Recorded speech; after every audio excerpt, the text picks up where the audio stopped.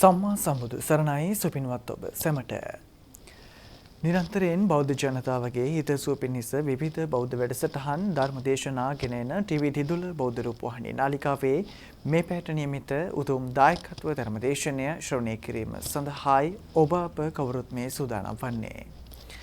සදහවතුනි අද මෙම උතුම් දායකත්ව ධර්මදේශනය සඳහා අප කළා වූ ගෞරවාන්විත ආරාධනය පිළිගෙන වැඩම අවදාළ නදිමාල පැනසර සදහම් සෙනසුනේහි ප්‍රධාන අනුශාසක ශ්‍රී ජයවර්ධනපුර විශ්වවිද්‍යාලයේ හිටපු කතිකාචාර්ය රාජකීය පඬිත දර්ශනපති පූජ්‍යපාද නම කෙනට අවසරයි මාලිම්බඩ පඤ්ඤාසාර ස්වාමීන් වහන්සේ සාදුනාදයක් දී දෙපා නැමද පිළිගෙන සිටිමු.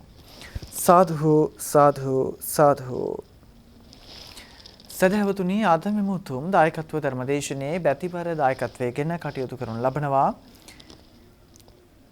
රංජිත් ජයවීර මහතාගේ සහෝදරිය වන ගල්කිස්ස ටෙම්පල් පාරේ පදිංචි ලංකා ජයවීර මහත්මිය සහ දුව දස්නි පුතා දස්වින් ඇතුළු පින්වත් පිරිස විසින් සදහැවතුන් අරමුණු ලෙසින් සඳහන් කරගෙන තිබෙනවා. අංක 53 වත්තල්පොළ පානදුර ලිපිණෙහි පදිංචිව සිට මාස 3කට පෙර පරලෝ සැපත් කාර්මික අධ්‍යාපන සහ පුහුණු කිරීමේ දෙපාර්තමේන්තුවේ හිටපු අතිරේක අධ්‍යක්ෂක ජෙනරාල් රංජිත් ලීලානන්ද ජයවීර මහතාට පුණ්‍ය අනුමෝදනා කිරීම. එවැගේම මෙම ධර්මදේශනාව සිදු කරන ගෞරවනීය දේශකයන් වහන්සේට නිදුක් නිරෝගී සුවය ප්‍රාර්ථනා කිරීම. ලංකාව තුළ දැනට පවතින ආර්ථික හා සමාජීය ප්‍රශ්න විසඳී සෞභාග්‍ය උදා වේවායි ප්‍රාර්ථනා කිරීම. සුජීවත්ව සිටින පවුලේ සියලු දෙනාට නිදුක් නිරෝගී දීර්ඝායුෂ ප්‍රාර්ථනා කිරීම. ඒ වගේම දිදුල මධුජාලයේ ගරු සභාපති තැන්පත් පූජ්‍යපාද නම කෙනට අවසරයි මාලිගා විලාසජී ස්වාමීන් වහන්සේටත් දිදුල කාර්ය මණ්ඩලයටත් නෑදෑ හිත මිතුරන් ඇතුළු ලංකාවාසී ලෝකවාසී සැමටත් ධර්මදේශනාව ශ්‍රවණය කරන සුපින්වතුන් සැමටත් නිදුක් නිරෝගී සුව ලැබී සුවදායක ප්‍රතිපදාවකින් ඉක්මන් භවයකදී උතුම් වූ චතුරාර්ය සත්‍ය ධර්මය අවබෝධ වී අමා මහ නිවනින් සැනසෙත්වා යන උතුම් ප්‍රාර්ථනයක් නැතිවයි සදහවතුන් අද මෙම උතුම් දායකත්ව ධර්මදේශනයේ බැතිබර දායකත්වයෙන් කටයුතු කරනු ලබන්නේ. එසේනම් සදහවතුනි ගෞරවනීය දේශකයන් වහන්සේට ධර්මදේශනය සඳහා ආරාධනා කරමින් අප සැම මෙතැන් සිට ශ්‍රද්ධාවෙන් ගෞරවයෙන් යුතුව මෙම උතුම් දායකත්ව ධර්මදේශනය ශ්‍රවණය කරමු. අවසරයි ස්වාමීන් වහන්සේ. සමන්ත චක්කවාලේසු අත්‍රා ගච්ඡන්තු දේවතා සද්ධම්මං මුනි රාජස්ස සුනන්තු සග්ග මොක්ඛදං ධම්මස්සවන කාලෝ අයං බතංතා ධම්මස්සවන කාලෝ අයං බතංතා ධම්මස්සවන කාලෝ අයං බතංතා නමෝ තස්ස භගවතු අරහතු සම්මා සම්බුද්දස්ස නමෝ තස්ස භගවතු අරහතු සම්මා සම්බුද්දස්ස නමෝ තස්ස භගවතු අරහතු සම්මා සම්බුද්දස්ස. ගරුතර මහා සංඝරත්නයන් අවසරයි ශ්‍රද්ධාවන්ත පින්වතුනි, දිදුල රූපවාහිනිය ඔස්සේ ලංකා වාසී සදහවතුන්ට පමණක් නෙවෙයි සමස්ත ලෝකවාසී සදහවතුන්ටම බුදු බණ පදයක් ශ්‍රවණය කළ හැකි වන පරිදි අද මේ ධර්ම දේශනාවේ පුණ්‍යවන්ත වූ දායකත්වයෙන් කටයුතු කරන්නේ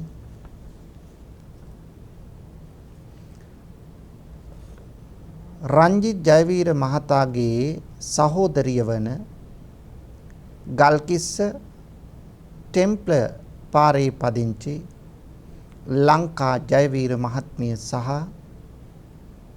දුව දස්නි පුතා දස්වින්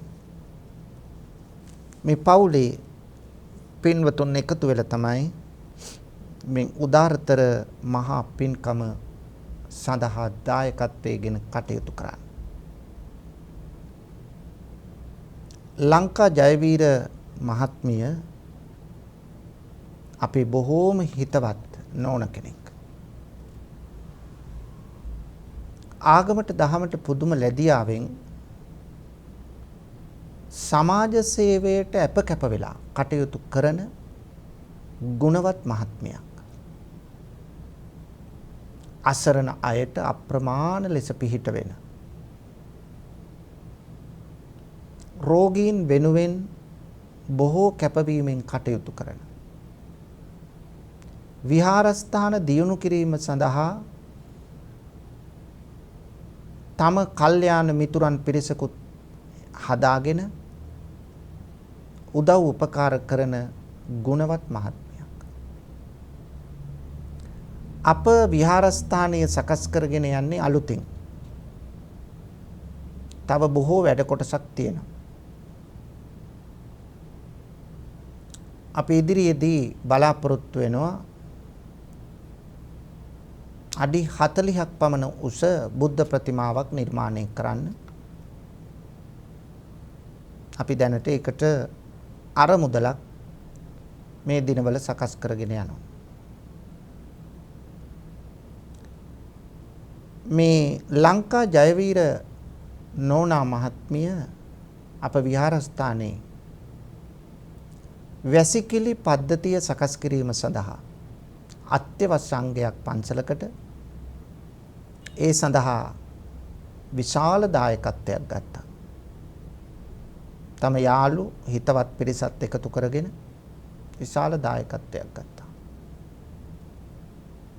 ඉතින් අපි බොහෝම සත්භාවයෙන් යුක්තව පුණ්‍යකාමී හැඟීමෙන් මේ මතක් කරන්නේ. මේ දුවත් පුතත් දෙන්නම ඕස්ට්‍රේලියාවේ මෙල්බන් නුවරයි වාසය කරන්නේ. දස්නි දුවත් දස්වින් පුතත්. බොහොම දැන උගත් දෙන්නෙක්. අප ඕස්ට්‍රේලියාවට ධර්මදේශනා සඳහා වැඩම කළාම මේ දෙදෙනාම අපව මුණ ගැහෙන්න එනවා. මුණ ගැහෙන්න ඇවිල්ලා අපට කරන්න ඕන සැලකිලි සත්කාර සම්මාන සියල්ලම කරනවා. ඒ තරම් අම්මා මේ ලංකා ජයවීර මහත්මිය මේ දරුවෝ දෙන්න ඒ තරම් හොඳට හදලා තියෙනවා. ඒ නිසා අද මේ පින්කම කරන්නේ තමන්ගේ ආදරබර සහෝදරයා වෙනුවෙන්. සහෝදර කැක්කුමෙන් සිද්ධ කරන පින්කමක්. රන්ජිත් ජයවීර මහත්මයාට පින් දෙන්න. අංක 53 වත්තල් පොළ පානදුර මේ ලිපිනේ තමයි පදිංචි වෙලා හිටියේ. මීට මාස 3කට පෙර පරලෝ සැපත් කාර්මික අධ්‍යාපන සහ පුහුණු කිරීමේ දෙපාර්තමේන්තුවේ හිටපු අතිරේක අධ්‍යක්ෂක ජෙනරාල් රංජිත් ලීලානන්ද ජයවීර මහත්මයාට පුණ්‍යානුමෝදනා කරන්න තමයි මේ උදාරතර පින්කම සහෝදර හැඟීමෙන් යුක්තව පවත්වන්නේ. ඉතින් තවත් අරමුණු කීපයක් තියෙනවා. ප්‍රධානතම අරමුණ තමයි එය. අපි ධර්ම දේශනාව අවසානයේදී ඒවා මතක් කරලා පුණ්‍යානුමෝදනා කිරීම කරමු. එතෙක් බුදු බණ පදයකට අවධානය යොමු කරමු. පින්වතුනි, අපි මෙලොව ජන්මලාභය ලැබුවට පස්සේ අපි එක ගෙදර දරුවෝ එකට ජීවත් වෙන්නේ.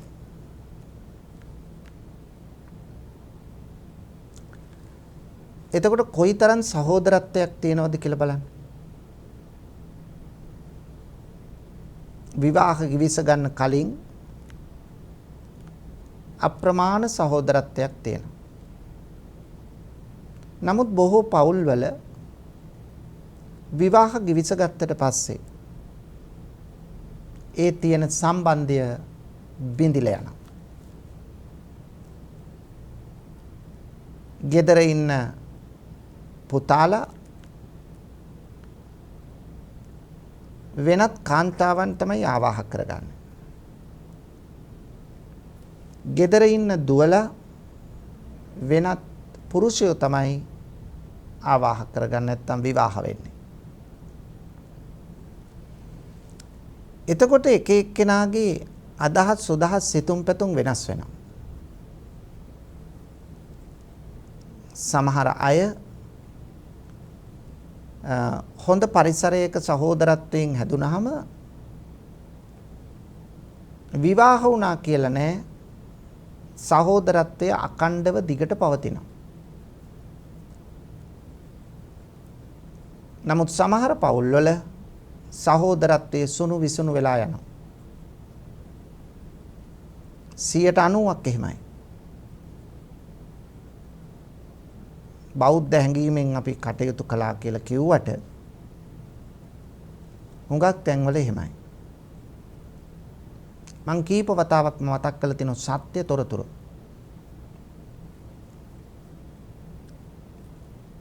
මම දන්න එක පවුලක් දුවල 4 දෙනයි පුතයි ඒ ගෙදර. නමුත් ඒ ගෙදර ඒ දුවල 4 දෙනාගෙන් දෙන්නෙක් පුදුම තණ්හාවකින් කටයුතු කරන. අර ගෙදර දේපල ටික ගන්න. අම්මා තාත්තා රවටල ගන්න. දැන් ඒ ගෙදර අම්මා නැහැ, නැති වෙලා තාත්තා විතරයි ඉන්නේ. තාත්තට රවටලා බොරුවට අඬලා කපටිකම් පෙන්වලා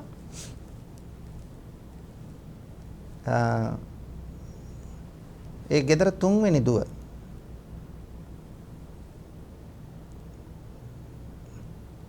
තිබිච්ච පර්ච් මං හිතන්නේ 50ක වගේ ප්‍රමාණයක් අත්පත් කරගත්තා. තාත්තා ඉස්සරහ බොරුවට අඬලා. තාත්තගේ හිත උණු වුණා. තාත්තා ඒ පැත්තට හැරුණා. අනිත් අය ගැන හිතුවේ නෑ. මේ දුවට නැහැ කියලා ඒ දුවට දුන්නා. දැන් ඒ තාත්තට ඒ ගෙදරට යන්නත් බෑ. ගෙදරට යන්න බෑ කියන්නේ ඊතරට තහනම් කළා නැහැ. නමුත් කරන දේ දැන් පුතා තමයි මහ ගෙදර ඉන්නේ. දැන් පුතත් බැඳලා. දුවලා 4 දෙනාමත් බැඳලා. අර තුන්වෙනි දුව මොකද කරන්නේ? තාත්තා ගෙදර එන දවසට බත හදන්නේ ඇටකුණා වෙන්න. මේ සත්‍ය තොරතුරු. ඊළඟට හොද්දක් හැදුවොත් කටේ තියන්න බැක්ක ලුණු වැඩි එක්කෝ වතුර වගේ. මොකද තාත්තා මේ ගෙදර ඇවිල්ලා නැවතිලා කෑම ටික කයි කියලා තාත්තා එන දවසට මේ දුව කෑම හදන්නේ එහෙමයි. ඒතර තාත්තා කන්න දුන්නාම හොඳට බෙදලා දෙනවා කන්න, කටේ තියන්න බෑ. තාත්තා කල්පනා කරනවා අනේ මේ දුවගේ කෑම කන්න බෑ කියලා ගෙදර යනවා. හැබැයි දුව මේ කපටිකමට කරන්නේ තාත්තා හැමදාම ඒ ගෙදරින් කන්න එයි කියලා අච්චර ඉඩම් ලියලා දීලා හදලා වඩලා පෝෂණය කළා කරපු තාත්තට අර දුව සලකන හැටි. ඔක තමයි ඇත්ත තත්ත්වය. ඊළඟට ගෙදර තමන්ගේ මල්ලි ඉන්නවා. දැන් මල්ලි විවාහ වෙලා. ගෙදරත් සාමාන්‍යයෙන් පර්ච් 80ක් 100ක් තියෙන ඉඩමක්. දැන් ඒ ගෙදර දේවලුත් පොල් ටික හැදුනාම අතනත් Taman ඉන්න ගෙදර පොල් ඕන තරම් තියෙනවා. මෙහි පොල් හැදුනාම ඒ ටික කඩාගෙන යනවා. විවාහ වෙන්න කලින් දැන් මල්ලි තනියෙන්නේ. තාත්තා රවටලා අරන් යනවා. පළතුරු ටික ඒ ගෙදර තියෙන අරන් යනවා. බලන්න මේ කොහේ ගෙනියන්නද? ඊට පස්සේ දැන් ඒ පුතා නැත්තම් මේ මල්ලි විවාහ වුණා. විවාහ වුණු දවසේ ඉඳලාම ඒ විවාහය කඩන්න තමයි කල්පනාව. ඒ විවාහයට කැමතිම වුණේ නැහැ. මල්ලිට යෝජනා කරන එක කාන්තාවකටවත් අර දෙවනි දුවයි තුන්වෙනි දුවයි කිසිසේත් කැමති වෙන්නේ නැහැ. වැඩිමල්ම දුව තමයි මේ යෝජනා කළා කොහොම හරි විවාහයක් කළා දුන්නේ මල්ලිගේ අනාගතය විනාශ වෙනවට. ඒ වුණාට දෙවනි තුන්වෙනි දුවලා දෙන්න මොකද කරන්නේ? හැමදාම ඇවිල්ලා තාත්තට අර නෑනගේ වැරදි කියා තාත්තා තුසි ගන්නනවා. තාත්තා බනිනවා. ඒ මොකද්ද කල්පනා කරන්නේ? අර විවාහය කඩන්න. ඇයි ඒ?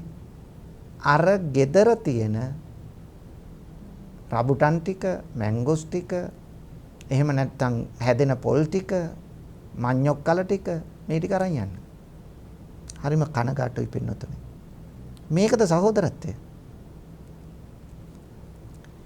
පින්නතුනි අපේ අය පුතුමාකාර තණ්හාවක් තියෙනවා. සමහර පවුල්වල. දැන් මට එක මේ කියපු බණක් අහපු පිරිසක් මේ පැමුණුණා. ඒගොල්ලොත් ගෙදර වැඩිමහල් දුවල 3 දෙනයි. 3 දෙනාටම සරුයි. එක දුවෙක් ලංකාවේ. දුවල දෙන්නෙක් ඕස්ට්‍රේලියාවේ. එක්කෙනෙක් මෙල්බන්, එක්කෙනෙක් සිඩ්නි. පදිච්ච වෙලා ඉන්නේ. එහෙත් හොඳට සල්ලි තියෙනවා. නමුත් පින්නතුනි බලන්න අම්මලා තාත්තලා දැන් නැහැ. මේගොල්ලෝ දැන් අවුරුදු 70 ගණන් වගේ වයසේ යන අය. අර සිඩ්නි ඉන්න දුවක් එක දුවෙක් නැත්තම් අර සහෝදරියක් මෙහි ඇවිල්ලා අම්මට පර්ච් 20ක් තිබිලා තියෙනවා. රාජගිරිය හරිය. මේක විකුණලා ලක්ෂ 340කටද කොහෙද? සද්ද නැතුව ඇවිල්ලා සද්ද නැතුව විකුණගෙන එයා රට ගිහිල්ලා. අර මෙහි ඉන්න සහෝදරියටවත් මෙල්බන් ඉන්න සහෝදරියටවත් 7-5ක් දීලා නැහැ. ඔන්න බලන්න පින්නතුනි පුදුම තණ්හාවක් මේ මිනිස්සු තුල තියෙන්නේ. 3 දෙනාටම ජීවත් වෙන්න බැරි කම නෙමෙයි. නමුත් මං අහන්නේ බලන්න කොයිතරම් මේ සහෝදරියොද කියලා හිතනවා. මේ සත්‍යම තොරතුරු මම මේ කියන්නේ. ඒ අතින් බලනකොට මේ ලංකා මහත්මිය තමන්ගේ සහෝදරයට කරන්න පුළුවන් සැලකිලි සත්කාර සම්මාන සියල්ල කළා. බොහොම හැඟීමෙන් යුක්තව කළා. අසනීප වෙච්ච වෙලාවේ කරන්න පුළුවන් උපරිම ප්‍රතිකාර ලබා දුන්නා. නමුත් ඇයට යම් බාධා තිබුණා මේව කරන්න. නමුත් ඒ බාධා ගණන් ගන්න නැතුව සහෝදරත්වයෙන් සහෝදර කැක්කුමෙන් යුක්තව ඒ කටයුතු කළා. ඒක තමයි වෙන්න ඕන දේ. අපි මැරෙන අය කවුරුත් තණ්හාවේ කොච්චර බදාගෙන හිටියත් සත පහක් කරගෙන යන්න බෑ. ඒව සේරම මේ දාලා යනවා. මගේ කියලා ඉන්න මේ ශරීර කූඩුවක් දාලා යනවා. ඒකත් අරන් යන්න බෑ. මේක තමයි යථාර්ථය. ඒ උනාට බලන්න මොන තරම් තණ්හාවෙන් මසුරුකමින් පීඩිත වෙච්ච පිරිසක් ඉන්නවද?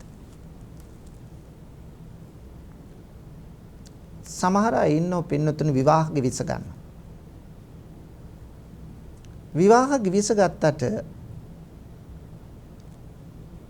විවාහ වුණු දවසේ ඉඳලා තමන්ගේ ස්වාමියාට සමහර තැන්වල තමන්ගේ බිරිඳට ගරු කිරීමක් සැලකීමක් කිසිවක් නැහැ. සමහර පුරුෂයෝ ඉන්නෝ විවාහ වුණාම කාන්තාව නිකන් ගෙදරට ගෙනාවේ ගෙදර වැඩකාරියක් වගේ තියාගන්න. සේවිකාවක් වගේ තියාගන්න. විවාහ වුණාට පස්සේ දෙන්නටම තියෙන සමාන අයිතියක්. එක්කෙනෙක් උසස් එක්කෙනෙක් පහත් නෑ. ඒ නිසා දෙන්නටම තියෙන සමාන වටිනාකමක්. ඒ උනාට මොකද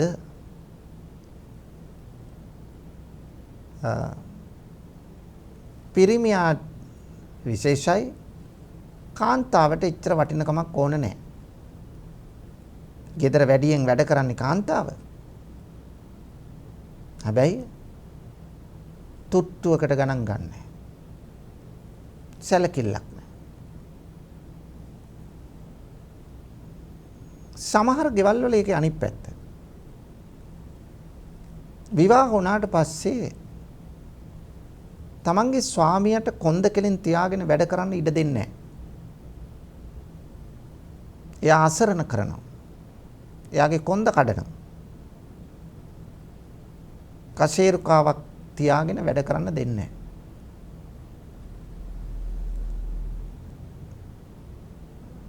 හැම වෙලාවෙම ගෙදර ස්වාමියා බය කරගෙන මොකද ස්වාමියා දැන උගත් කෙනෙක් වුණාම මානව දයාව තියෙන කෙනෙක් වුණාම රණ්ඩු වෙන්නේ ඒවට කැමති නැහැනේ. ඒ නිසා සමහර බිරින්දෑවරු යක්කු වගේ තමයි කටයුතු කරන්නේ. යක්ෂණියෝ වගේ කටයුතු කරන්නේ. තමන්ගේ ස්වාමියාට කිසි ගරු කිරීමක් නැහැ. සැලකිල්ලක් නැහැ. ස්වාමියා තමයි හරි හම්බ කරලා ගෙදරට ගෙනත් දෙන්නේ. ඒ වුණාට තුට්ටුවකට ගණන් ගන්නෑ. සමහර කාන්තාවන්ට කිසි අවබෝධයක් නැහැ. සමහර ස්වාමිවරු මුළු දවසේම වෙහෙසෙනවා මුදල් හොයන්න. දැන් කාන්තාව ගෙදර ඉන්න එක ඇත්ත. එයා රස්සාවක් කරන්නේ නැහැ. තමන්ගේ දරුවොත් හදාබලාගෙන ඒ අයට කවලපෝල ඒ අයට යමක් කියලා දීලා ඒ අය පාසලට එක් කරගෙන ගිහිල්ලා ඒ කටයුතු කරන්න ඕනනේ. නමුත් දැන් ස්වාමියා හම්බ කරන නිසා තමයි ඒ ටික කරන්නේ. හැබැයි බොහෝ පවුල්වල හැමදාම ගෙදර අරගල. ඇයි ඒ? ඔයා ඉතින් ඇහුවොත් කියයි වැඩ. මම මෙහි ගෙදර තනි වෙලා. මට ගමනක් බිමනක් නැහැ. විනෝදයක් නැහැ. හැමදාම ඔයාට වැඩපලේ. රාත් බැලුවොත් එහෙමයි, දවලුත් බැලුවත් එහෙමයි. මට ජීවිතයක් නැහැ. මේකද පවුල. මෙහෙම කියා ස්වාමිවරුන්ට කොච්චර දොස් කියන බිරින්දෑවරු ඉන්නවද? බුද්ධියක් අවබෝධයක් ඇතුව කටයුතු කරන බිරින්දෑවරු ඒ අතරින් කී දෙනාද ඉන්නේ? බොහෝ තැන්වල දැන් ස්වාමියා මැරිලා අර දවසේම සමහරට කට්ට කාලා තමයි කීයක් හරි හොයාගෙන ඉන්නේ. ඒ කැපවීමට බිරිඳගෙන් කොච්චර සහයෝගයක් දෙන්න ඕනද? මේ අපේ දරුවෝ වෙනුවෙන් නේද මේ ස්වාමියා මහන්සි වෙන්නේ. මේ මට ඇඳුම් පැළඳුම් ගන්න, ගේ හදා ගන්න, ගෙදර අඩුපාඩුකම් දුරු කරගන්න, දරුවන්ගේ අධ්‍යාපනය සරු කරගන්න, යුතුයකම් ඉෂ්ට කරන්න නේද මේ මිනිස්සයා මේ දවසේම වෙහෙසෙන්නේ. විනෝදයට ඇවිදින්නෝ නෙමෙයි නේද? මෙයා කොච්චර කැප වෙලාද මේ සල්ලි ටික හොයාගෙන ඉන්නේ.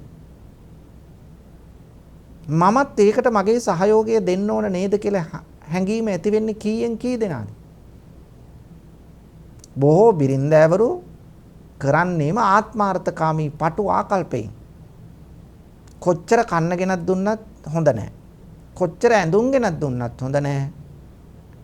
ගෙදරට වෙලා එයා බොහෝ තැන්වල මම මේ සත්‍ය තොරතුරු ඔක්කොම කියන්නේ මාත් එක්ක මේ පවුල් වල ප්‍රශ්න ගොඩාක් කියන නිසා අපිව මුණ ගැහිලා. සමහර වෙලාවට වැඩට යනවට කැමති නැහැ. ඒතර වැඩට යන්නේ නැතුව කොහොමද මුදල් හොයන්නේ? එයාව විනෝදෙට තැන් තැන් වල එක් කරගෙන යන්න. කඩවල් ගාන ගිහිල්ලා කන්න. දැන් ඒක තමයි බිරිඳට ඕන සමහර බිරින්දෑවරුන්ට. අර මිනිස්සයා මේ අරියම්බ කරන්නේ අප පවුලේ සමස්තයක් වශයෙන් සියලු දෙනාගේ දියුණුව සඳහාය කියලා මොහොතක්වත් හිතන්නේ නැහැ. එහෙම පවුල් කොච්චර තියෙනවද? නමුත් කල යුතු වන්නේ ඒක නෙවෙයි. කරන්න ඕන දේ මගේ ස්වාමියා මේ හම්බ කරන්නේ ඔහුගේ පුජ්‍යලික අපේක්ෂාවකට නෙවෙයි. සමස්ත පවුලේ දියුණුවට. අපි අද යමක් කාලා බීලා ඉන්නේ. ඇඳුමක් ඇඳලා ඉන්නේ. දරුවන්ගේ අධ්‍යාපන කටයුතු කරන්නේ. ගේ යන්තම් හදාගන්න. මේ ස්වාමියා මැරිලා වැඩ කරලා ගන්න සොච්චමෙන් නේද කියලා. ඇයි බිරින්දෑවරුන්ට හිතන්න බැරි? ඒ නිසා සමහර තැන් හරිම කනගාටුදායකයි. ඒ කාන්තාව බලන්නේ තමන්ගේ විනෝදය. ගමන් බිමන් යන එක. මං ගෙදර තනියෙන් ඉන්නේ. නිවාඩු දවසකටවත් ඔයා ගෙදර නැහැ. ඔහොම කියා. ඒ කැපවීමක් නැත්තම් මේ ජීවන ගමන යන්න බෑ. ඒ නිසා කැපවීමක් තියෙනවා. එයාගේ වැඩට තමන්ට දෙන්න පුළුවන් උදව්ව දෙන්න ඕන. මේ මිනිස්සයා හම්බ කරන්නේ අපි කවුරුන් වෙනුවෙන් නේද? මේ හැඟීම ඇති කරගන්නවා. සමහර බිරින්දෑවරු ගෙදර ස්වාමියාට තොට්ටුවකට මා කිව්වා වගේ සලකන්නේ නැහැ. සත්ත බරියා සූත්‍රයේ සඳහන් වෙනවා භාර්යාව 7 දෙනෙක් ගැන. එක්කෙනෙක් තමයි චෝර භාර්යාව. ඊළඟට වදක භාර්යාව. ස්වාමි භාර්යා, සඛී භාර්යා, භගිනි භාර්යා, මාතෘ භාර්යා, මේ වගේ දාසි භාර්යා, මේ වගේ 7 දෙනෙක් ඉන්නවා. බිරින්දාවරු 7 දෙනෙක්. සමහර ගෙවල් වල බිරින්දාවරු කටයුතු කරන්නේ ස්වාමි භාර්යා කියන තනතුරෙන්. ඒ කියන්නේ ගෙදර ස්වාමියාට තියෙන තැන තමන් අත්පත් කරගෙන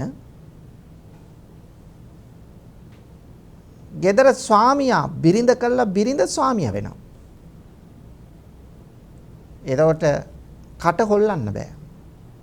මොනවත් අහන්න බෑ. තමන්ට ඕන තීරණයක් ගන්න බෑ. සාකච්ඡා කළ ප්‍රශ්නයක් විසඳ ගන්න බෑ. යකෙක් වගේ හැම වෙලාවෙම කඩා පනිනවා. මෙහෙම බිරින්දෑවරු ඉන්නවා. ස්වාමියා දැන උගත් කෙනෙක් නේද? එයා සැලකිය යුතු කෙනෙක් නේද? ඒ මිනිස්සයා සමාජයට මෙච්චර සේවයක් කරන කෙනෙක් නේද? මට ඒක වචනයකින්වත් දොස් කියලා නෑ නේද? මට පොඩ්ඩක්වත් අඩුපාඩු තියලා නෑ නේද කියලා හිතන්නේ නෑ. බය කරගන්න. මම ඒකයි කිව්වේ කොන්දක් ඇතුව වැඩ කරන්න දෙන්නේ නැහැ කියලා. බය කරගෙන නිවසේ ස්වාමියා ගෙදර සේවකය කළා. Taman තමයි සියල්ල අතතරම් පාලනය කරන්නේ. ආර්ථිකය අතතරම් පාලනය කරාට බිරිඳකට වරදක් නැහැ. හැබැයි ඒ ආර්ථිකය ශක්තිමත් කරලා දෙන්නේ මගේ ස්වාමියා නේද කියන හැඟීම ඇතුවයි කටයුතු කරනවා. නමුත් බොහෝ පවුල් වල හරි කනගාටුදායකයි. ඒ නිසා එවැනි තත්වයකටපත් වෙන්න එපා කියන පණිවිඩය තමයි මේ බිරින්දෑවරුන්ට මේ ධර්මයෙන් කියලා දෙන්නේ. මොකද දුක් මුසු තොරතුරු අපිට අනන්තවත් ඇවිල්ලා කියන නිසා. නිවෙස්වල තම තමන්ට අත්වන ස්වභාවය ගැන කියන නිසා. සමහර ස්වාමිවරු ඇවිල්ලා අපිට කියනවා හාමුදුරනේ මේක කිසි කෙනෙකුට කියන්න බෑ මේ හාමුදුරන්ට කිව්වට. අපේ ගෙදර ඉන්නේ බිරිඳක් නෙවෙයි යක්ෂණියක්. ලෝකෙට පරකාසේ අර ලෝක අපවාදයෙන් බේරෙන්න ඕන නිසා හොඳින් ඉන්නෝ වගේ ඉන්නවා. හැමදාම රණ්ඩු හාමුදුරනේ. මට එපා වෙලා තියෙන්නේ. නමුත් කොහොමද දරුවන්ට මූණ දෙන්න බෑ. ඩිවෝස් වෙලා නැත්තම් මම ගියොත් දරුවන්ට ප්‍රශ්නයක්. ඒ නිසා මේ රැඳිලා ඉන්නවා. මං කිසි අඩුපාඩුවක් ගෙදර තියලා නැහැ. සියල්ල කරලා දීලා තියෙනවා. ඒ වුණාට සමහර බිරින්දෑවරු ඉන්නෝ ස්වාමියා වැඩ ඇරිලා ගෙදර එනකොට තුට්ටුවකට ගණන් ගන්නෑ. එයා ටීවී එක ළඟ වාඩි වෙලා. ස්වාමියා ආවද නැද්ද කියලා දන්නේ. ටීවී එක ගෙනත් දීලා තියෙන්නේ ස්වාමියා. එයාගේ සල්ලි වලින්. එතකොට ගෙදරට එනකොට තුට්ටුවකට ගණන් ගන්න. තේ එකක් හදලා දෙන්නේ නැහැ. සමහර ස්වාමිවරු ඉන්නවා. අපි දන්නවා. ගෙදරට ඇවිල්ලා වැඩ ඇරිලා තමන්ම ඇඳුම් ටික ගලවලා ගෙදර ඇඳුම ඇඳගෙන මූණකට හොදගෙන තමන්ම ගිහිල්ලා තේ එක හදා ගන්න ස්වාමිවරු ඉන්නෝ හරිම කනගාටුදායකයි. සමහර අය ඉන්නවා ගෙදර කෑමු යන්නේ නැහැ. එයාට හිතුණු දවසට විතරක් උයනවා. නැත්තම් කියනවා මට උයලා එපා වෙලා තියෙන්නේ. ඔයා කැමැත්තනකින් කණ එකයි ඇත්තේ කියලා. සමහර ස්වාමිවරු හැමදාම කන්නේ කඩේ. අපි දන්න තැන් තියෙනවා. මම මතක් කරලා දීලා තිනවා මෙහි විතරක් නෙවෙයි ඕස්ට්‍රේලියාවේ සමහර පවුල්. අපේ අය සමහර ස්වාමිවරු ඉන්නවා හොඳට සල්ලි තියෙනවා. හැබැයි කවදාවත් ගෙදර හදන කෑමක් කන්න බෑ. හැමදාම කන්නේ කඩෙන්. මොකද ඒ බිරිඳ කරන්නේ මාකට් එකට ගිහිල්ලා ඉතුරු වෙච්ච නරක් වෙච්ච කුණු වෙච්ච කෑලි කපලා අයින් කරලා අලගෙඩිය ගත්තොත් ඒකේ කෑල්ලයි ගන්න පුළුවන් හරි සේරම නරක් වෙලා. තක්කාලි ගෙඩිය ගත්තත් එහෙමයි. ඒ වගේ නැල්ල කෑලි කපලා කෑලි ටික ෆ්‍රිජ් එකේ දාගෙන ඒක තමයි හදා දෙන්නේ. මට ඇවිල්ලා කියලා තියෙනවා. ඕස්ට්‍රේලියාවේ මෙල්බන් නුවර මා ඉඳිද්දි ඇවිල්ලා කියලා තියෙනවා. හාමුදුරනේ මං කවදාවත් ගෙදරින් කන්නේ නැහැ. 3 වේලම කන්නේ කඩෙන්. මොකද හැමදාම නරක් වෙච්ච කන්න වෙන්න. කොච්චර කිව්වත් අහන්නේ නැහැ හාමුදුරනේ. සල්ලි එයා ළඟත් තියෙනවා. මමත් සල්ලි දෙනවා. දෙන්නම රස්සාවල් කරනවා. නමුත් වැඩක් නැහැ. මේක නම් මං සංසාරේ කරපු කර්මයක් වෙන්නේ නැති හාමුදුරනේ. මෙහෙම කියපු අය ඉන්නව අනන්තවත්. ඒ නිසා ඔබේ නිවසේ ඔබ ලොකුකම ගත්තයි කියලා ඔබ ප්‍රධාන වෙන්න හැදුවයි කියලා ඔබ ස්වාමි භාර්යා ගෙදර ස්වාමියා වෙන්න හැදුවයි කියලා මොකද්ද ඔබට තියෙන විශේෂ ගෞරවය? ඒ නිසා අන්නේ තැනට වැටෙන්න එපා. ඊළඟට සමහරව විවාහ වුණු ගමන් මොකද්ද කරන්නේ? සමහර බිරින්දෑවරු ස්වාමියාට තමන්ගේ පවුලේ අයත් එක්ක සම්බන්ධතා පවත්වන්න ඉඩ දෙන්නේ නැහැ. තමන්ගේ පැත්තේ ඒ අයට සලකනවා. බිරිඳගේ පැත්තේ අම්මට තාත්තට නංගිල මල්ලිලාට නෑදෑයන්ට හිතවතුන්ට ඒගොල්ලොන්ට සලකනවා. ඒගොල්ලොත් එක්ක හොඳයි. ස්වාමියාගේ පැත්තේ කිසි කෙනෙක් එක්ක සම්බන්ධතා පවත්වන්න ඉඩ දෙන්නේ නැහැ සමහර බිරින්දෑවරු. ඉතින් රණ්ඩු වෙන්න බෑනේ. මම දන්න සමහර අය ඉන්නවා. සමහර ස්වාමියෝරු ඉන්නෝ තමන්ගේ අම්මට තාත්තට සලකන්නේ හොරෙන්. මම මේ සත්‍යම තොරතුරු කියන්නේ. තමන්ගේ සහෝදරයෙක් සහෝදරියක් බලන්න යන්නේ හොරෙන්. ඇයි බිරිඳට කිව්වොත් හරි ගැටලුවක් දැනගත්තා. ඒ නිසා සමහරු තමන් හම්බ කරන සල්ලි වලින් ඇත්ත తত্ত্বය බිරිඳට කියන්න බෑ. මම මෙච්චර මුදලක් මේ මාසේ ඉපෙව්වයි කියලා කියන්න බෑ. කිව්වොත් මොකද්ද ඒ සල්ලි වලට කළේ? මෙහෙම අහන්න පටන් ගන්නවා. ඒ නිසා මේ බිරින්දෑවරු මොකද කරන්නේ? හැම මොහොතකම තමන්ගේ ස්වාමියා ගන්න මුදල හූරා කන්න තමයි බලාගෙන ඉන්නේ. ඒ නිසා ස්වාමියා කරන්නේ ගන්න සියලු මුදල් ගැන කියන්නේ නැතුව කොටසක් හොරෙන් තියාගෙන කියන්නේ නැතුව තියාගෙන ඒ මුදලින් තමන්ගේ අම්මා තාත්තට සලකනවා. පේන්න ප්‍රසිද්ධියේ සලකන්න විදියක් නැහැ. එහෙම දුෂ්ට කාන්තාවන් ඉන්නව පින්නතුන. මේ හැම කෙනා ගැනම නෙමෙයි කියන්නේ.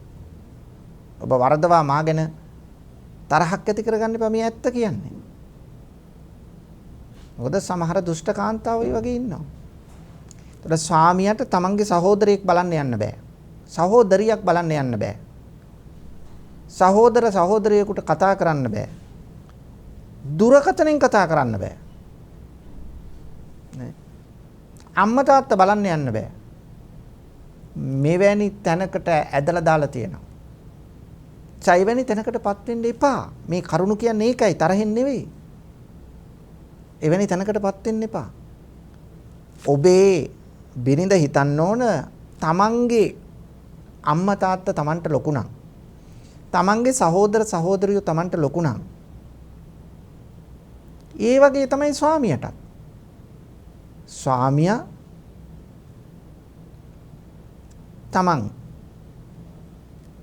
තමන්ගේ අම්මා තාත්තා තමන්ට ලොකුයි. ස්වාමියාට සහෝදර සහෝදරියෝ ලොකුයි. ඒගොල්ලොත් එක්ක සම්බන්ධ වෙන්න, ඒගොල්ලොන්ට කතා බහ කරන්න, ඒගොල්ලොත් එක්ක ගනුදෙනු කරන්න ඒ ස්වාමියාට නිදහසක් තියෙන්න ඕන.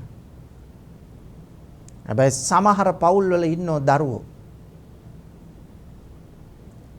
මම දන්න පවුලක්, ඒ පවුලේ පුතා ඇමරිකාවේ ඉන්නේ.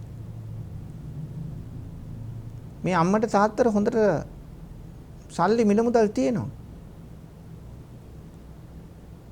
හැබැයි හැමදාම පුතා විවාහ වෙලා ඒ ලේලිය තමයි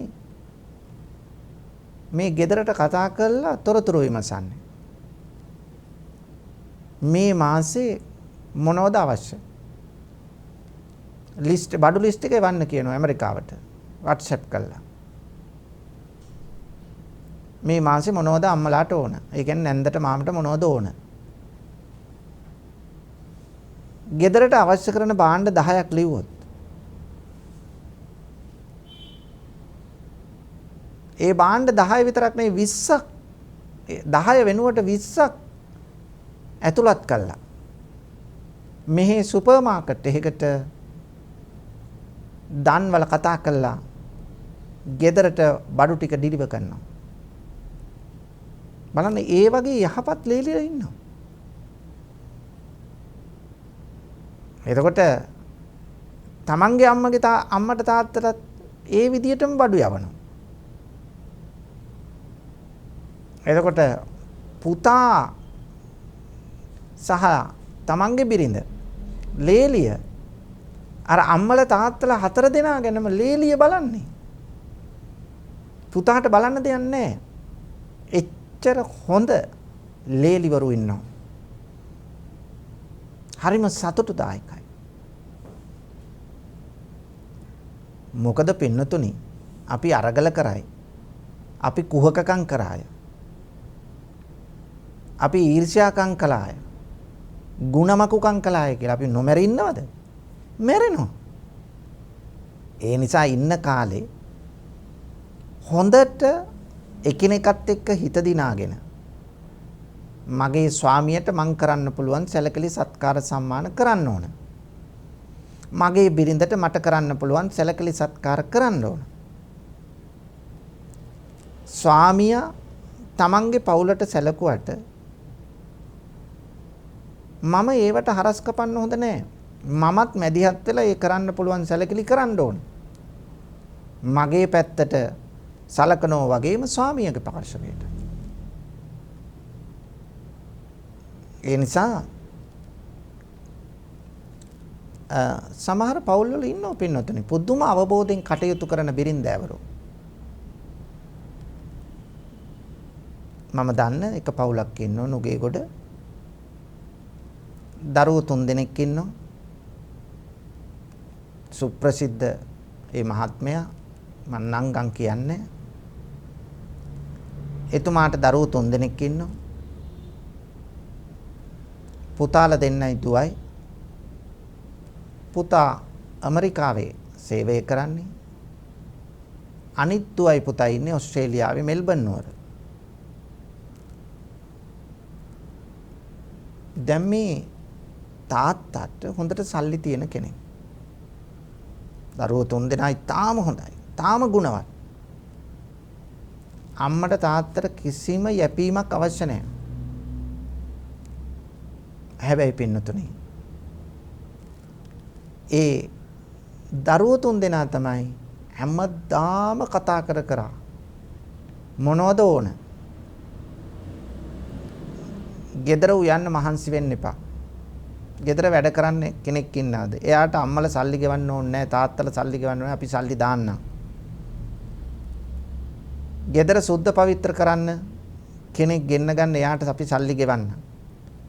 කෑම වර්ග එහෙන් තමයි කියලා මෙහාට කියලා මෙහෙන් ඩෙලිවර් කරනවා ගෙදරට. බලන්න පින්නතුනි කොච්චර හොඳ දරුවෝ ඉන්නවද කියලා. එතකොට මේ ඒ ගෙදර මහත්මයා මම දන්න ඒ ස්වාමි භාර්යා දෙදෙනාගේ ඒ මහත්මයා ඔහුට සල්ලි තියෙනවා, ඔහුගේ සහෝදරත්වයේ තියෙනවා. තමන්ගේ සහෝදර සහෝදරියන්ට ශක්තිමත් ආර්ථිකයක් තිබුණේ නැහැ. හැබැයි ඔහුට ආර්ථිකය හොඳයි. ඒ නිසා හැම සහෝදරයටම සහෝදරීටම තමන්ගේ අයියලාට අක්කලාට නංගිට මල්ලිට කරන්න පුළුවන් ඉහළම උදව් කළා ආර්ථික වශයෙන්. ගෙවල් හදලා දුන්නා. නිසි ආදායම් මාර්ග හදලා දුන්නා. මේ ඔක්කොම කළා.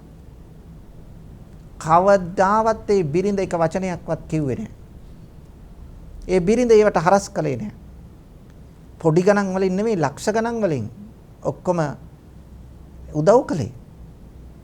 හැබැයි කවදාවත් බිරිඳ අබමල් රේණුවක වරදක් කියලා නැහැ. මා දන්නවා පුජ්‍යලිකව. ඒ වගේම පින්කම් කරන්නෙත් එහෙමයි. ඒ පින්කම් වලටත් ඒ වගේ දායකත්වයක් දක්වනවා. මොකද ඒ උන්ට මිල මුදල් තියන අය. නමුත් පින්නතුනේ මිල මුදල් තියෙන බොහෝ පිරිස් ඉන්නෝ පින්කමකට කවදාවත් දෙන්නේ නැති. සමහර අය ළඟ තියෙනවා මිල මුදල් තියෙනවා. නමුත් තමන්ගේ නෑදෑයෙකුට සලකන්න ඉඩක් දෙන්නේ නැති. කොච්චර පිරිසක් ඉන්නවද? නමුත් ආදර්ශ ගන්න පුළුවන් පිරිසකුත් ඉන්නවා. හොඳ අයත් ඉන්නවා. අපි එක අම්මගේ දරුවෝ හැටියට ගෙදරක ඉපදිච්ච මේ සහෝදරත්වයේ රැකගෙන මේ ඊර්ෂ්‍යාකම් මේ ಗುಣමකුකම් අඩු කරගෙන අපි උත්සාහ කරන්න ඕන එකිනෙකා අතරේ සහෝදරත්වයේ පවත්වාගෙන යන්න. තමන්ගේ ස්වාමියාට තමන්ගේ බිරිඳට නිදහසේ නිවසේ කටයුතු කරන්න.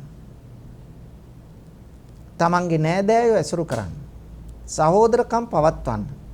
ඉඩක් තියෙන්න ඕන. ඒවත් තහනම් කරනවා නම් ඒ විවාහයෙන් ඇති වැඩක් නැහැ. විවාහ වුණු දවසේ බයෙන් නම් ඉන්නේ.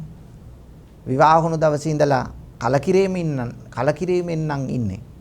විවාහ වුණු දවසේ ඉඳලා අතෘප්තිකර භාවයෙන් නම් ඉන්නේ. ඒ ජීවිතෙන් ඇති වැඩේ මොකද්ද? එහෙම දුක් විඳ ඉඳලා මැරිලා යනවට වඩා හොඳයි අයින් වෙලා යන එක. ඒ නිසා පින්නතුනි උත්සාහ කරන්න ඕන ගුණධර්මයක් ඇතුව ඉන්න. දැන් බුදුරජාණන් වහන්සේ පැහැදිලි කළේ දෙන්න අතරේ අඹුසැමියන් වශයෙන් තියෙන්න ඕන ශ්‍රද්ධා, සීල, ත්‍යාග, ප්‍රඥා කියන ගුණ හතර. ශ්‍රද්ධාව තියෙන්න ඕන එකිනෙකාට පැහැදෙන්න ඕන. සීලය තියෙන්න ඕන, විශ්වසනීයත්වයේ තියෙන්න ඕන. බොරු කරන්නේ නැති, හොරකම් කරන්නේ නැති නේ, එකිනෙකාට වද දෙන්නේ නැති ජීවිත ගත කරන්න ඕන. ත්‍යාග ගුණේ කැප වෙන්න ඕන. ස්වාමියා බිරිඳටත්, බිරිඳ ස්වාමියාටත් කැප වෙන්න ඕන. ප්‍රඥා නුවණින් කටයුතු කරන්න ඕන. එක එක්කෙනා කියන විදියට ක්‍රියා කරනෝ නෙමෙයි, බුද්ධිමත්ව තීරණ අරගනිමින් කටයුතු කරන්න ඕන. අන්න ඒ විදියට ක්‍රියා කළොත් තමයි එතන යහපත් පෞල් ජීවිතයක් ඇති වෙන්නේ. ඒ නිසා සහෝදරත්වය රැකෙන ගුණබර පෞල් ජීවිතයක් ගොඩනගා ගත්තොත් එතන තමයි සැනසීම. ඒ නිසා අපේ පින්වතුන්ට මේ දුර්වලකම් ගැන කියන්නේ ඒ දුර්වලකම් අඩු කරගෙන මංගාව කුහකකම්, මානදිකකම්, ගුණමකුකම් තියෙනවා නම් ඒව දුරු කරගෙන හොඳ බිරිඳක් හැටියට, හොඳ ස්වාමියෙක් හැටියට මං කටයුතු කරනවා කියන මේ අදිෂ්ඨානය ඇති කරගෙන එතෙන්ට ආවොත් අන්න ඒක තමයි දේශනාවකින් ගත්ත උපරිම ප්‍රයෝජනෙ වෙන්නේ. එතෙන්ට එන්න උත්සාහ කරමු. යහපත් පෞල් ජීවිතයක් ගත කරන්නට, සහෝදරත්වයෙන් හෙබි ජීවිතයක් ගත කරන්නට මේ බණපදය අපට විශේෂ ශක්තියක් වේවායි මා ප්‍රාර්ථනා කරනවා. අද මේ පින්කමෙහි දායකත්වයේ ගත්තේ මා මුලිනුත් මතක් කළා. රන්ජිත් ජයවීර මහතාගේ සහෝදරිය වන ගල්කිස්ස ටෙම්ප්ල පාර පදිංචි ලංකා ජයවීර මහත්මිය, දුව දස්නි, පුතා දස්වින්, මේ දෙදෙනත් ඒ දෙදෙනා ඕස්ට්‍රේලියාවේ වාසය කරන්නේ. මෑණියන් ලංකාවේ වාසය කරන්නේ. බොහෝම සමාජ සේවයට කැමති, ආගමට දහමට ලැබි, සහෝදරත්වය හදවතේ දරාගත්ත සම්භාවනීය පවුල්වල අදත් සහෝදර සහෝදරියන් එක්ක ඊටාම ගුණගරුකව ජීවත් වෙන, අවංක කටයුතු කරන කාන්තාවක් ලෙස ලංකා ජයවීර නෝනා මහත්මිය අපි සඳහන් කරනවා. ඉතින් එතුමියගේ බලාපොරොත්තුව තමයි අංක 53 වත්තල් පොළ පානදුර මේ ලිපිනේ පදිංචිව සිට මීට මාස 3කට පෙර පරලෝ සැපත් කාර්මික අධ්‍යාපන සහ පුහුණු කිරීමේ දෙපාර්තමේන්තුවේ හිටපු අතිරේක අධ්‍යක්ෂක ජනරාල් රංජිත් ලීලානන්ද ජයවීර මහතාට පින් දෙන්න තමයි සහෝදරත්වයෙන් මේ කටයුතු කරන්නේ. මේ සහෝදරිය තමයි මේ පින් දෙන්නේ. බලන්න කොච්චර සහෝදරත්වයක් තියෙනවද? සහෝදරිය තමයි මේ පුණ්‍ය අනුමෝදනාව කරන්න පෙළඹුණේ. මේ ධර්ම දේශනාව කරන ස්වාමීන් වහන්සේටද නිදුක් නිරෝගී සුවය ලැබේවා. ලංකාව තුල දැනට පවතින ආර්ථික සමාජික ප්‍රශ්න විසඳී සෞභාග්‍ය උදා වේවා. සුජීවත්ව සිටින පවුලේ සියලු දෙනාට නිදුක් නිරෝගී දීර්ඝායුෂ වේවා. ඉතින් අපි පළමුවෙන්ම ප්‍රාර්ථනා කරමු මේ තම ආදරබර සහෝදරයාට මේ පින් අත්පත් වේවා, සුඛිත මුදිත වේවා. අවසන අමා මහ නිවනින් සැනසේවායි ප්‍රාර්ථනා කරමු. සුජීවත් වාසය කරන ලංකා ජයවීර මහත්මිය ප්‍රදාන දුව පුතා ඇතුළු පවුලේ සියලු දෙනාටමත් සුජීවත් වාසය කරන සහෝදර සහෝදරියන් සැමටත් යහපත ශාන්තියම වේවා, මෙලොව වාසනාවන්ත වේවා, නිදුක් නිරෝගීව ගත කරන්නට ශක්තිය ලැබේවායි ප්‍රාර්ථනා කරමු. දිදුල මාධ්‍ය ජාලයේ ගරු සභාපති තැන්පත් මාලිගා විලාසජී ස්වාමීන් වහන්සේටත් දිදුල කාර්ය මණ්ඩලයටත් නෑදෑ හිතමිතුරන් ඇතුළු ලක්වැසි ලෝවැසි සැමටත් ධර්ම දේශනාවට සවන් දුන් පින්වත් සැමටත් නිදුක් නිරෝගී සුව ලැබී සුවදායක ප්‍රතිපදාවකින් ඉක්මන් භවයකදී උතුම් වූ චතුරාර්ය සත්‍ය ධර්මය අවබෝධ වී අමා මහ නිවනින් සැනසේවායි ප්‍රාර්ථනා කරමු. ආකාසට්ඨා ච බුම්මට්ඨා දේවා නාග මහිත්‍තිකා පුඤ්ඤන්තං අනුමෝදිත්වා චිරං රක්ඛන්තු ශාසනං. ආකාසට්ඨා ච බුම්මට්ඨා දේවා නාග මහිත්‍තිකා පුඤ්ඤන්තං අනුමෝදිත්වා චිරං රක්ඛන්තු දේශනං. ආකාසට්ඨා ච බුම්මට්ඨා දේවා නාග මහිත්‍තිකා පුඤ්ඤන්තං අනුමෝදිත්වා චිරං රක්ඛන්තු මං පරන්ති.